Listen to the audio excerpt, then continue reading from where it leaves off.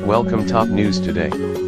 Congress started a bipartisan showdown with the White House over Russia sanctions this summer, and it looks like Congress just lost. President Trump won't be implementing Russia sanctions that Congress basically forced him to sign into law this year.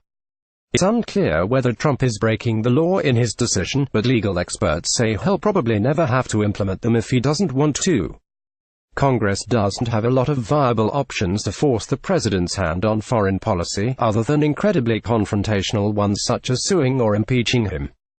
I wouldn't necessarily say Congress is out of options, said Cornell law professor Josh Chaffetz, who recently wrote a book on Congress tools for checking the White House. I would say that, with Republicans controlling both chambers, it's less likely to utilize certain options. So what are those unlikely options? Let's run them down. Congress could sue the president for allegedly breaking the law, but legal experts said courts tend to side with the executive branch on questions such as these. The sanctions law says Trump can avoid implementing them if he proves that Russia has made significant efforts to stop hacking into U.S. elections systems. It's not clear whether HE's done that behind the scenes and the public just doesn't know about it. But even if he is technically violating the law, would a Republican-controlled Congress really suit the president? Republicans are hesitant to take up legislation protecting the special counsel after learning that Trump tried to fire him this summer. Congress' main power is the power of the purse. Lawmakers could try to withhold funding from the State Department until it implements the sanctions. But that's only slightly less risky than suing the president, because Congress could get blamed for handicapping U.S. diplomats. Plus, Congress has struggled since September to pass any budget, so this might be an empty threat. The Senate could hold up judicial nominees, but that's also unlikely. The speedy rate at which Trump has nominated conservative judges and at which Senate Republicans have subsequently approved them was one of the party's potentially most lasting if under-the-radar accomplishments in 2017. Congress could hold hearings designed to criticize and even embarrass the Trump administration about this decision. Consider it Congress' version of browbeating, Chaffetz said. If Congress does anything at all, this is the likeliest option, and it could at least help lawmakers highlight their frustration with Trump's inaction. The Trump administration's logic for not implementing sanctions on Russia appears to have some holes in it, as the FIX's Aaron Blake points out.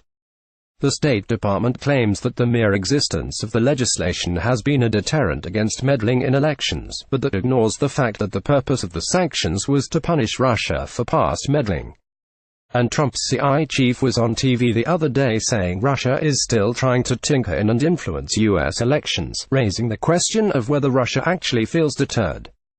So it's possible that Congress has a case to make that Trump doesn't have a good reason to withhold these sanctions. It's less likely that Republicans in Congress want to make the case. Passing sanctions was an unusually bipartisan act of Congress, but forcing Trump's hand again doesn't seem likely to be. Senate Democrats decried Trump's decision to withhold Russia sanctions Tuesday.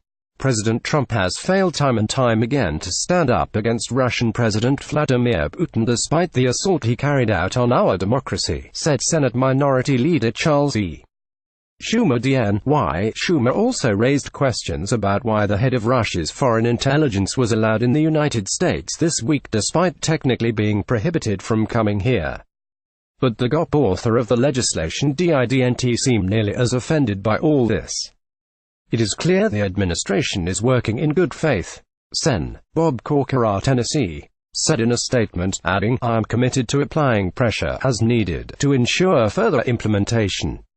Legal experts say there are legitimate reasons an administration might need to withhold sanctions that it's required by law to implement. It might know something Congress doesn't about how putting these in place could harm national security. And some key Republicans seem to be giving the administration the benefit of the doubt that that's exactly what's going on. But from a purely public perception problem, this decision probably does nothing to help shut down the narrative that Trump is soft on Russia. A recent Washington Post-BC poll shows that about half of Americans, 49%, believe Trump tried to interfere with the Russia investigation in a way that amounts to obstruction of justice.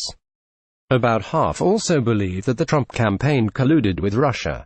Over the summer, almost everyone in Congress made it clear that they don't trust Trump to get tough on Russia on his own. That's why they passed these sanctions in the first place by a veto-proof majority.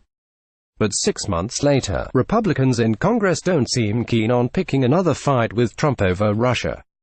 And even if they wanted to, they wouldn't have a lot of viable options.